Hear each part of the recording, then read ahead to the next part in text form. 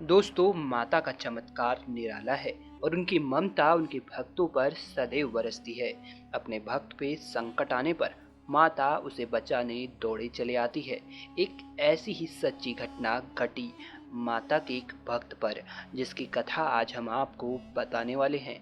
पर उससे पहले कमेंट बॉक्स में सच्ची श्रद्धा से जय माता देवी की जरूर लिख दें। दोस्तों, ये कहानी है एक बादशाह की, जिसने तो पहले माता के चमत्कार पर शक किया, फिर हार मान के माता के दरबार में घुटनों के बल चलकर माता से माफी मांगने आया। दोस्तों, ये घटना है 1500 से 1600 के बीच की, जब भारत में मुगल सम्राट अकबर का शासन हुआ करता था। तब हिमाचल के नादो गांव का रहने वाला माता का एक भक्त ध्यानु 1000 यात्रियों सहित माता के दर्शन के लिए जा रहा था। तब अकबर के सिपाहियों ने जब इतना बड़ा दल जाते देखा, तो उन्हें चांदनी चौक पर रोक लिया और अकबर के दरबार में उन सभी भक्तों को ले जाकर पेश कर दिया। बादशाह ने ध्यानु भक्त से पूछा, तुम इतने आदमियों को लेकर कहाँ जा रहे हो? ध्यानु ने हाथ जोड़कर उत्तर दिया, मैं ज्वाला माई के दर्शन के लिए जा रहा हूँ। मेरे साथ ये जो लोग हैं वो भी माता के दर्शन के लिए ही जा रहे हैं। इस पर अकबर ने कहा, कौन है ये ज्वालामाई और वहां जाने से क्या होगा? ध्यानु भक्त ने हाथ जोड़कर उत्तर दिया, महाराज, ज्वालामाई संसार का पालन करने वाली माता है। वे भक्तों के सच्चे दिल से की गई पूजा को तुरंत स्वीकार करती है। उनका प्रताप ऐसा है कि उनके स्थान पर बिना बाती और तेल के ज्योत जलती रहती है। हम लोग हर साल उनके दर्शन को जाते हैं। अकबर ने कहा, अगर तुम्हारी बंदगी पाक है तो देवी माता जरूर तुम्हारी इज्जत की रक्षा करेगी। अगर वो तुम जैसी भक्तों का ख्याल ना रखे तो तुम्हारी इबादत करने का क्या फ़ायदा? या तो वो देवी ही यकीन के काबिल नहीं, या फिर तुम्हारी इबादत ही छोटी है।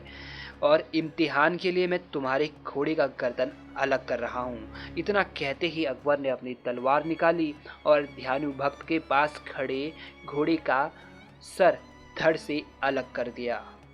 उस समय ध्यानु भक्त घबरा गया। उसे कोई उपाय न सूझा, तो उसने बादशाह से कहा, हे बादशाह, मुझे अपनी माता पर पूरा भरोसा है। आप 1 महीने की अवधि मुझे दीजिए और इस घोड़े के सर और धड़ को एक साथ रखने की मैं आपसे प्रार्थना करता हूँ। तो अकबर ने ध्यानु भक्त की बात मान ली और उन्हें यात्रा करने की इजाज़त दे दी।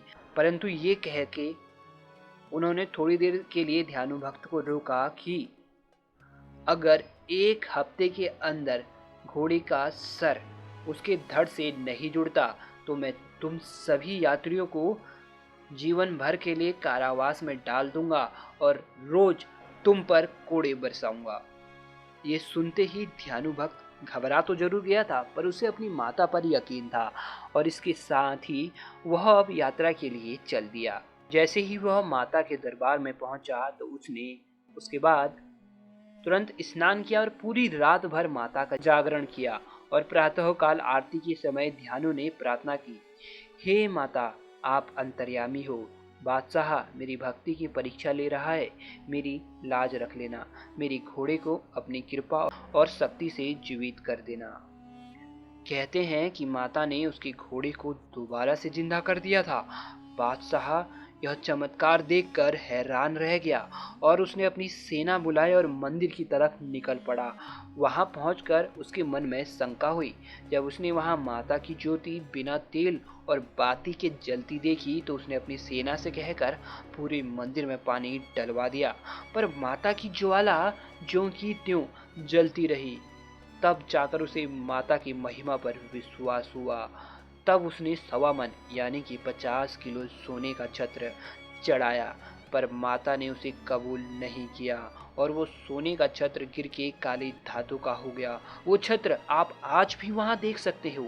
दोस्तों, यह 11 जगहों पर बिना तेल और घी के ज्योति हजारों साल से जलती रहती है।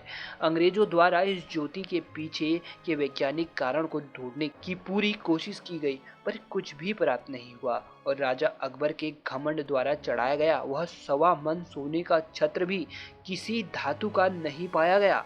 जबकि विज्ञान इस छत्र को लेबोरेटरी में चेक कराने की प्रक्रिया से गुजर चुकी है, परंतु उन्हें कोई भी इस तरह का अजीब धातु नहीं मिला है। और आज भी ज्योतियां पानी में तैरते हुए दर्शन देती है। हर साल लगभग 2 या 3 बार ज्योतियां यहाँ से गायब होकर माता नैना देवी के पास जाती हैं और पीपल के पत्तों पर भक्तों को दर्शन देती हैं। यहाँ पर भगवान राम का एक मंदिर है जो लगभग 110 सालों से टेढ़ा ही खड़ा है। यहाँ हवन या यज्ञ कराने का 1000 गुना फल मिलता है और दर्शन करने मात्र से ही सभी पापों से मुक्ति मिलती है और सभी मनोकामनाओं की पूर्ति होती है। तो देखा आपने दोस्तों, जहाँ से हमारी समझ खत्म होती है वहीं से हमारी माता का चमत्कार शुरू होता है। दोस्तों कमेंट बॉक्स में सच्ची श्रद्धा से जय माता की अवश्य लिखें।